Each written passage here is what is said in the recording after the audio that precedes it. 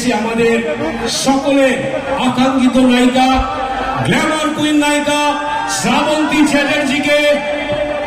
আমরা একটু হিরোদের চিৎকার শুনতে চাই। ওকে, আমি ম্যাডামকে বলছি কিছু বলার জন্য, প্লিজ।